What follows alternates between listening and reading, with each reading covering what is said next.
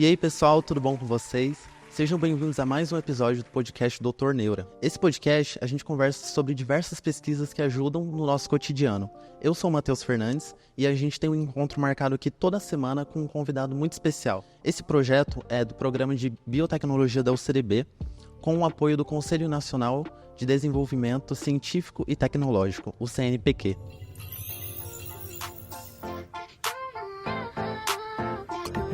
Com o caderno na mão fui pra minha sala estudar. A aula tava meio chata e decidi tomar um ar. Mas não é porque eu sei que eu deixo de entender o assunto. Porque eu sou podcast, aprendo mais sobre esse mundo. Dr. Neura Podcast. Deixa dinheiro e vem assistir o podcast. Dr. Neura Podcast. Deixa dinheiro e vem.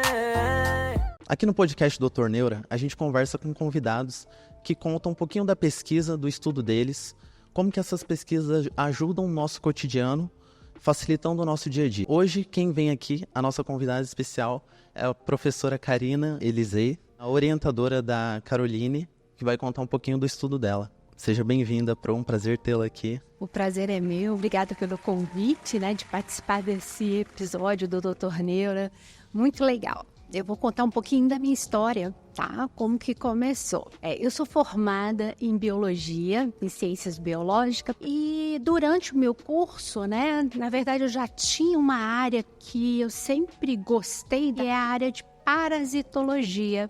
Estudar os organismos, que são parasitos, que tem outro ser vivo, depende de outro ser vivo fisiologicamente. O parasita é aquele que precisa se hospedar, Ele precisa de um hospedeiro para tirar alimento, Isso, ele sempre está em um hospedeiro. Então era essa área que eu sempre quis. Aí, terminei o curso, não tinha nem terminado, na verdade, o curso. Eu já fazia também iniciação científica, PIBIC. E uma professora me convidou, me alertou, na verdade, que ia ter uma prova de mestrado para a Universidade Rural do Rio de Janeiro, na área de parasitologia. A senhora sempre teve interesse, então, na carreira acadêmica, continuar estudando? Na verdade, o curso de biologia nos incentiva a esse processo, você continuar na vida acadêmica, É verdade. Muitos dos alunos aqui da universidade que fazem o projeto de pesquisa são da área da biologia. Nas ciências biológicas. Biomedicina. O que acontece? Quando a gente faz um curso de biologia, você fica muito mais curioso. Você desenvolve mais o senso de pergunta. Na verdade, a universidade nos traz que você quer saber, quer conhecer, quer entender, alguns sistemas. E nessa trajetória eu fui para fazer então um mestrado no curso chamado Ciências Veterinárias, área de concentração Parasitologia Animal.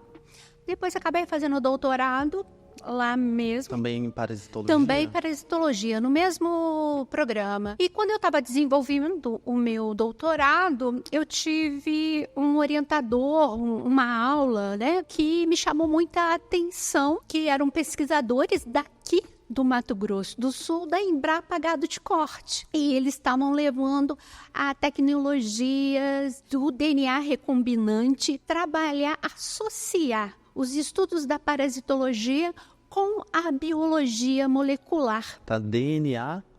Recombinante. Recombinante. O que é um DNA? Um DNA, você conseguir manipular o DNA. Você recombina, tá? Então você pega o material genético e usar esse DNA também para identificação de organismo, como se fosse um fingerprint, tá? Fingerprint. É digital? Digital. Tá? A digital, como se fosse a digital. Então, trazer esse material genético, o DNA, os ácidos desoxirribonucleotídeo, para usá-lo como um processo de identificação de organismo, de parasitos. Então, tem parasitas também de plantas? Tem parasitas de plantas também. Tem vários, tem vírus, fungos, vírus mesmo, tem o do mosaico, que parasita a folha do fumo. Tem uma mosquinha chamada de mosca branca, que acaba se alimentando, de néctar, substâncias de plantas, e acaba também inoculando um vírus. Inoculando no caso, deixar um vírus na planta? Introduzir Isso. um vírus que acaba com o feijoeiro. Até mesmo, Matheus, várias técnicas, como a gente tinha conversado, né? Que você me perguntou o que seria o DNA recombinante. Boa parte dos experimentos vieram de modelos de plantas, para depois ser aplicado a animal. O primeiro organismo que a gente chama recombinante foi a manipulação de plantas. Sim. Tá? Então, uma planta é um excelente modelo, tá bem? Então, mas assim, o DNA recombinante de plantas é a mesma coisa que dizer que é uma planta transgênica?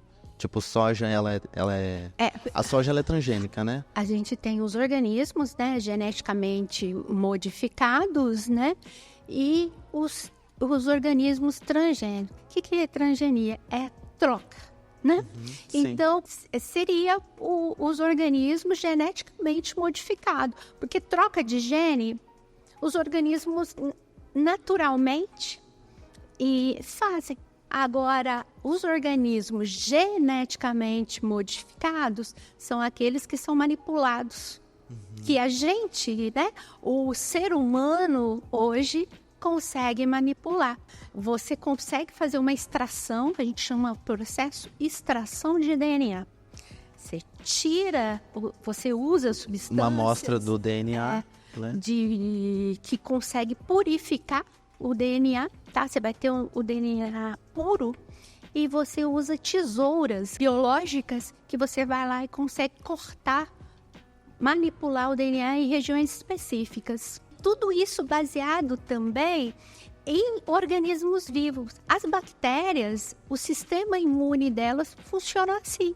A bactéria, ela também é infectada e ela, para se livrar daquela infecção, ela tem enzimas, proteínas que degradam, que catalisam, que cortam o material genético desse organismo que está infectando ela, para que ele não consiga Aí ela sobreviver. corta esse processo de infecção. Ela consegue, estudando, né, esses micro-organismos, que foi se conhecendo cada vez mais como fazer isso com organismos, vamos dizer assim, mais adaptados, organismos mais complexos.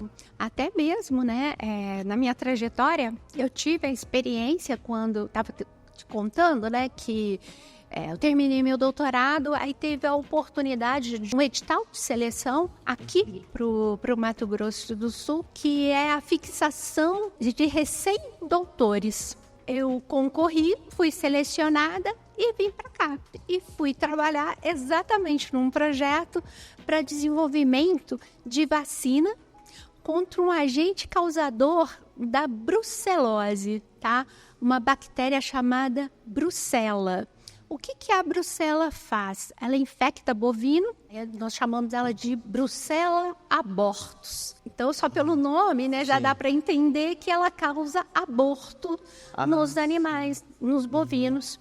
Mas ela infecta independente, macho, fêmea ou só? Macho e fêmea, mas a grande importância epidemiológica da produção seria nas fêmeas, né, por causar o aborto. Ela coloniza a placenta, que é a placenta de bovino, forma umas estruturas que a gente chama de placentoma. E ela infecta, ela se coloniza, ela habita essa região e aí ela faz com que a placenta não vá se desenvolvendo. Aí acaba ocorrendo o aborto, que são os abortos espontâneos. E o Brasil ainda é um país endêmico, tem certos países que conseguiu erradicar. E na Embrapa tem uma linha de pesquisa coordenada pela doutora pesquisadora Grácia Rosinha, e eu participei desse projeto para o desenvolvimento de bactérias com potencial recombinantes, a gente recombinava o DNA dela, com potencial para serem antígenos vacinais contra a brucela. Sim. E que consiga bloquear, né, a infecção contra a brucela abortus. Acabou esse projeto, né, terminou, né, uma parte dele, é uma linha, na verdade, infinita aí de pesquisa para ser feita, né, e houve um edital aqui na Universidade Católica Dom Bosco e eu concorri a esse edital, né, passei, né, nesse concurso e vim pra cá. Agora a senhora tá aqui. Estou aqui, já são 12 anos que eu estou na Universidade Católica Dom Bosco. Orientando diversos projetos, né? Sim. A senhora, para quem assistiu o primeiro episódio aqui com a Caroline, a professora Karina é orientadora dela, agora do doutorado, certo? Em biotecnologia. A gente conversou aqui sobre leishmaniose. Se você não assistiu esse episódio, volta aí e assista o nosso episódio com a Caroline. E volta aqui para a nossa conversa com a Karina. Professora, na verdade, o nosso tempo está acabando. Eu vou precisar me despedir da senhora. Mas eu espero que a gente possa voltar aqui para a senhora continuar contando um pouquinho mais da sua história, sobre os projetos que a senhora tá dentro ultimamente. Tá? Eu agradeço a sua presença, foi um prazer tê-la aqui. Eu que agradeço, Matheus, tá? Espero que tenha conseguido, né, atender às suas expectativas, né, e aí do programa. Que isso, foi ótimo a nossa conversa. Valeu. Se inscreva no canal também para acompanhar os próximos vídeos. Vida longa ciência e até o próximo episódio.